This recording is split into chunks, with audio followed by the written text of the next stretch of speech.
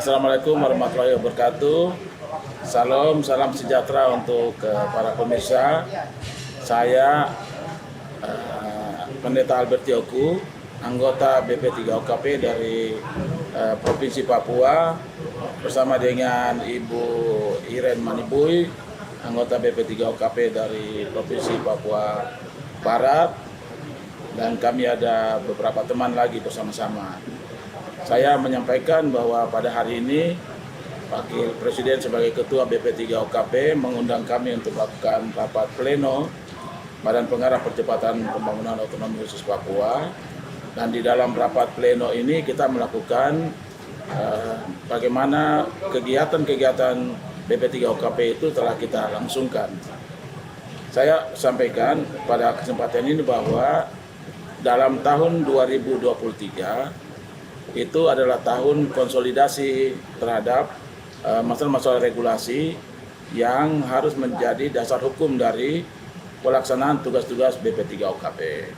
Di dalamnya adalah rencana percepatan pembangunan otonomi khusus Papua 2021-2041, kemudian rencana aksi itu untuk 55 tahun.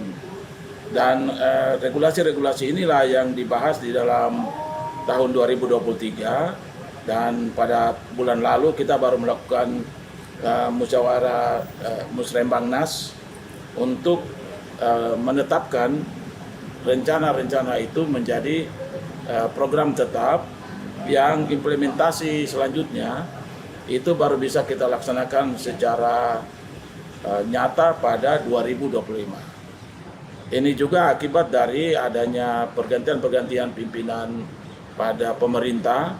Dan hari ini hampir di 6 provinsi ini dijabat oleh pejabat-pejabat gubernur. Lalu di dalam kegiatan ini kita juga membahas soal daerah otonomi khusus yang baru di 4 provinsi yang perlu ada pembangunan infrastruktur, kantor gubernur, kantor DPR, kantor MRP, dan seterusnya, yang sekali lagi saya sampaikan ini baru di dalam penetapan rencana yang harus dikerjakan. Sehingga kalau kita mau mengukur capaian, itu capaian baru kita sampaikan capaiannya ini capaian regulatif dan capaian pembentukan kelembagaan. Untuk implementasi seluruh bentuk fisik pembangunan oleh Badan Pengarah ini baru bisa kita lihat pada tahun 2025 ke 2030. Nah, karena itu pada kesempatan ini saya sampaikan kepada masyarakat umum di tanah Papua bahwa memang kegiatan percepatan pembangunan ini kita akan melihat data dan fakta ukuran-ukurannya pada tahun 2025 ke 2029. Ini nanti akan terbentuk DPR kampung, terus DPR khusus, DPR provinsi. Semua lembaga-lembaga yang akan ikut menunjang seluruh percepatan ini seluruhnya masuk masa pancaroba. Sehingga di 2023-2024 ini regulasi dan kelembagaan yang dimantapkan. Sedangkan untuk pelaksanaan kegiatannya akan terjadi pada 2025 ke 2029. Nah, tadi juga kami mengevaluasi bahwa dalam tahun 2023 pemerintah sudah mentransfer dana ke 6 provinsi di tanah Papua. Ini nilainya mencapai 68 triliun. Dari 68 triliun itu ada 35 triliun itu dana otonomi khusus. Yang dana ini digunakan langsung oleh pemerintah daerah di provinsi maupun kabupaten kota. Sehingga nanti kami BP3OKP akan melakukan evaluasi dengan pemerintah daerah untuk apa saja dana itu sudah digunakan, termasuk untuk infrastruktur dan juga untuk masalah beasiswa. Nah, saya pikir ini yang dapat saya sampaikan pada kesempatan ini. Sekali lagi, kegiatan BP3OKP baru melingkupi di sekitar pemantapan regulasi dan kelembagaan. Nanti tahun depan baru kita bisa melakukan kegiatan-kegiatannya. Pendeta, untuk pemantapan regulasi ini ada ngobrol-ngobrol atau berbincang dulu nggak mungkin dengan masyarakat adat di sana ataupun masyarakat asli Papuanya gitu? Jadi di dalam tahun 2023 kami melakukan rapat dengar pendapat. Jadi seluruh anggota badan ini masing-masing ditugaskan untuk mengunjungi kabupaten-kabupaten di bawahnya. Jadi kalau sekarang sudah 6 provinsi, hampir kami anggota BP3OKP itu di satu provinsi membawahi 7 dan 8 kabupaten kota. Jadi di dalam tahun 2023 kita melakukan kunjungan ke daerah, melakukan rapat dengar pendapat, lalu juga mensosialisasikan apa itu BP3OKP dan kegiatan-kegiatan yang akan kita laksanakan ke depan. Ada tantangan nggak? Kalau tantangan tidak kita temukan, tetapi lebih banyak itu kita dapati bahwa pemerintah daerah secara konkret tidak mempublikasikan anggaran yang digunakan itu kepada publik, sehingga dana otsus maupun dana APBD yang dikerjakan baik kementerian lembaga di daerah-daerah di tanah Papua ini kita katakan masih abu-abu, sehingga kita akan lebih memberikan pengawasan, koordinasi supaya lebih konkret di tahun-tahun yang akan datang. Regulasi soal pengawasannya itu sudah terbentuk juga? Sudah, itu regulasi itulah yang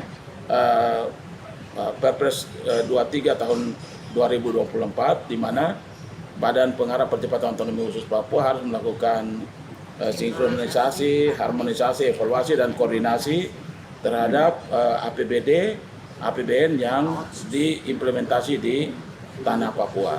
Pemenangnya sejauh apa, Bapak?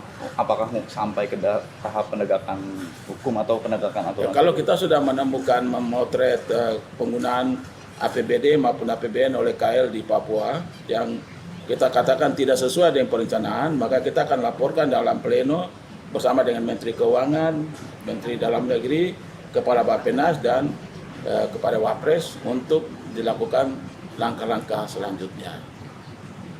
Terima kasih, Bapak. Ya, oke. Terima kasih. Saya tambahkan sedikit di sini. Oh, silakan. Iya, Bu, boleh, Bu. Baik, terima kasih apa yang tadi sudah disampaikan oleh Bapak Pendeta Albert Yoku dari BP3OKP Perwakilan Papua. Ke depan ini akan ada launching yang dilakukan oleh Bapak Wakil Presiden pada tanggal 7 nanti di Sorong, yaitu merupakan langkah-langkah daripada bentuk tindak lanjut langkah Badan Pengarah Percepatan Pembangunan Otonomi Khusus Papua. Jadi Bappenas bersama Kementerian Dalam Negeri dan Menteri Keuangan, di mana Bappenas telah menyusun apa yang disebut dengan Rencana Induk Percepatan Pembangunan Papua. Apa yang menjadi rencana induk percepatan pembangunan Papua itu sudah selesai disusun, tadi sudah disampaikan oleh Menteri Bappenas kepada Bapak Wakil Presiden dan kepada kita semua. Itu akan dilanjutkan dengan rencana aksi percepatan pembangunan Papua. Nah, rencana aksi inilah nanti di situ kita melihat program-program itu per 5 tahun, karena rencana aksi itu per 5 tahun, 2021, 2025,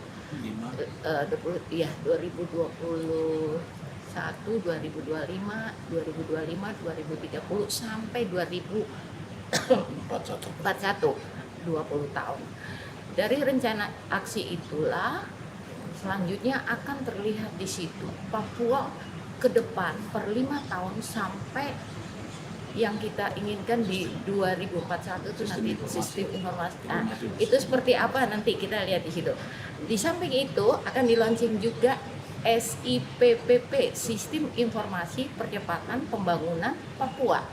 Itu juga sekaligus akan di-launching sehingga pembangunan Papua untuk 5 tahun sesuai rencana aksi maupun PRIP itu sudah akan dapat dilihat oleh seluruh masyarakat bahwa penggunaan dana otsus itu nanti yang diturunkan atau dikucurkan oleh pemerintah itu untuk apa dan jadi apa. Itu tadi yang dijelaskan oleh Bapak Wakil Presiden, Menteri Dalam Negeri, Menteri Keuangan, Menteri Bappenas. Dan apa yang dibangun merupakan sumber daripada dana otsus menjadi apa itu akan mendapat label.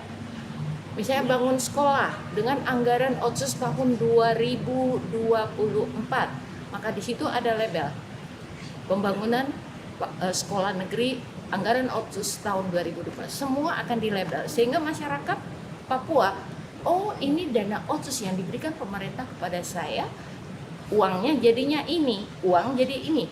20 tahun lalu itu enggak ada. Sehingga kami orang Papua bilang, mana dana otsus untuk kami? Enggak ada.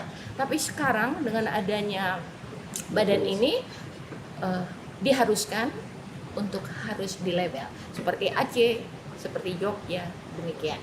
Itu dari saya, sekian dan terima kasih. Terima kasih. Udah cukup.